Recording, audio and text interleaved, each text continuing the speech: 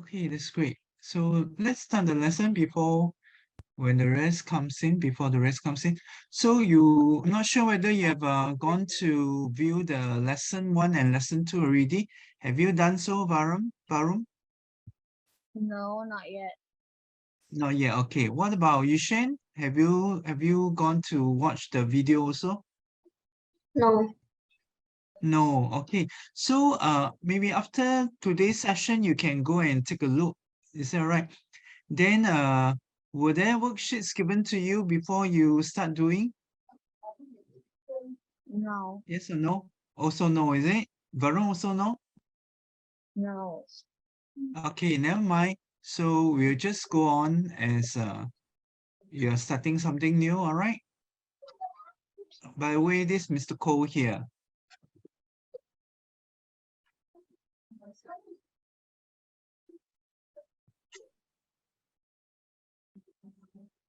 Okay, what we're going to do today is we're going to do prime number, which I think you probably have heard this in primary school. If not secondary now, your teacher probably have started. So what is a prime number? A prime number is a whole number that has exactly two different factors. So it must include one and itself. Okay, so with this, Mr. Ko want to check with you. If that's the case, then is 1 a prime number? Varun? Is 1 a prime number? No, it's not. Okay, what about Yushen? No. No, okay. Why no? Because 1 only has got one factor, which is 1 and itself. So there's only 1.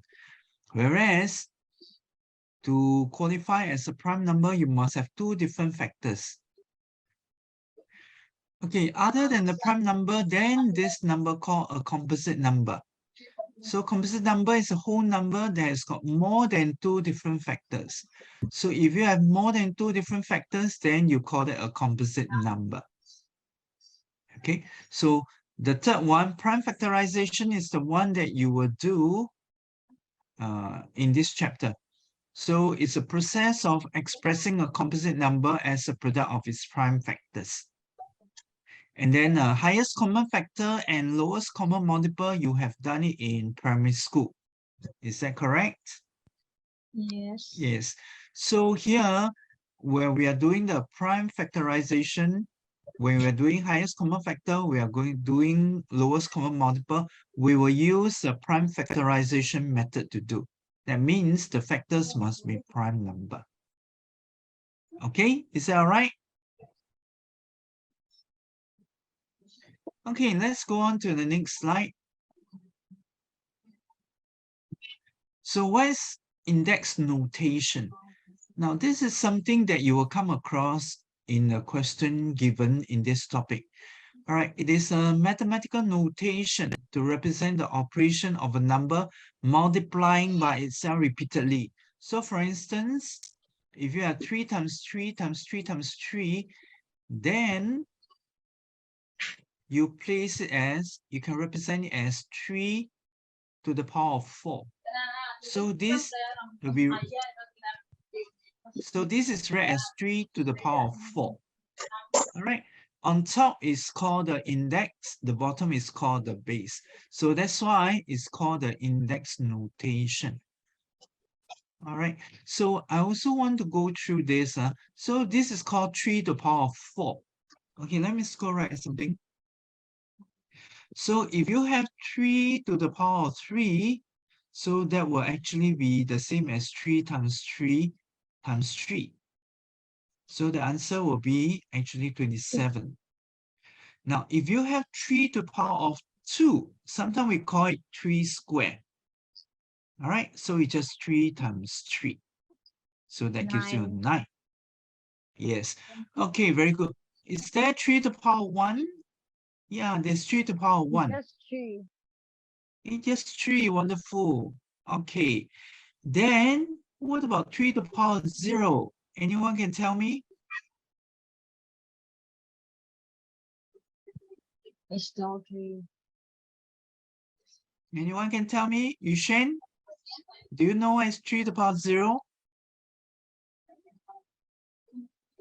Nothing. Zero. Zero. Sorry, can you speak louder? Sorry.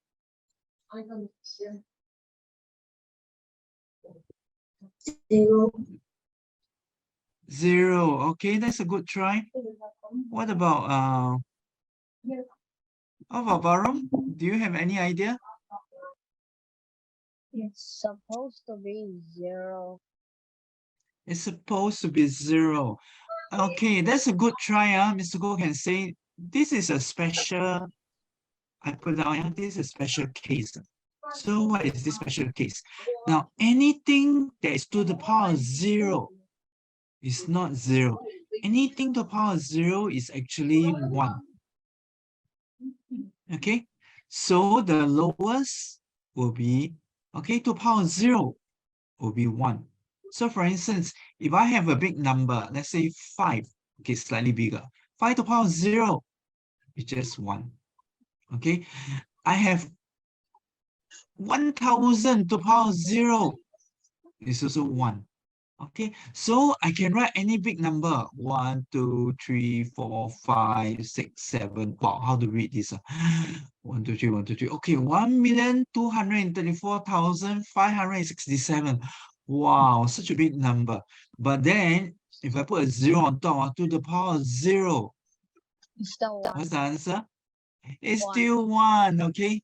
So the power that gives you the power will tell you that, okay, no matter how big the number is, but if it's only to the power of 0, then it's 1. Is that right? Okay, then subsequently, you also know that actually there's also this type of power. Let me go right down again. There's this type of power called 3 to the power of minus 1. Okay, so 3 to the power minus 1 actually will be just 1/3. Okay? And then you go on 3 to the power minus 2, then you just 1 over 3 to the power 2, which is 1 over 9. Okay? So you notice one thing is it gets smaller and smaller and smaller. All right? So this you will actually learn in your future topic. Perhaps you can learn it in Sec 2, Sec 3, but it's for interest. Okay, so is that all right with to the power of? Any question so far? Varum, any question not? No. Okay, yeah, Yushen, you okay? Yes. Okay, great. Okay, let's move on. Now we are going to maybe do some examples. All right. Now, if you are given 3 numbers and you're supposed to find the HCF. So there are 2 methods. Okay, I'm not sure whether your school started already. Have your school started about this highest common factor? Varum, your school started already? Yeah. Oh, your school started already. How about Yushen? Yeah. Oh, also started. Great. Okay, so Ms. Go just run through. What happens if you have you're supposed to find the highest common factor? Okay, so to find the highest common factor, method 1, we use a prime factorization. So if you have viewed the video, after Mr. Ko's session, you can go and view the video. So they will tell you, okay, Mr. Ong will tell you that how to find highest common factor using 2 methods. One is called prime factorization. Okay, so prime factorization, basically you write down 154, 182, 406. Okay, so you try to divide. All right, so maybe I'll do the ladder method to show you first. Then I'll come back to prime factorization. Okay, so if you notice, if I do the ladder method, 154, 182, and 406. So the first thing that comes to my mind is Here, 2. every number is an even number. 2, well done. Okay, so 2. So I'll take the factor 2 out because 2 is a prime number. So you have 7 times 2, 14. 7 times 2, 14. So 9 times 2, 18. And 1, 2. And then this 2, 0, 3. Okay, what other factors can I come up with? 3, no. 5, no. 7, maybe I can try 7. So 7, 11, 7, 1, 7, 8, 9, 3, 7, 21. So 2, 7, 14, 9, 7, 63.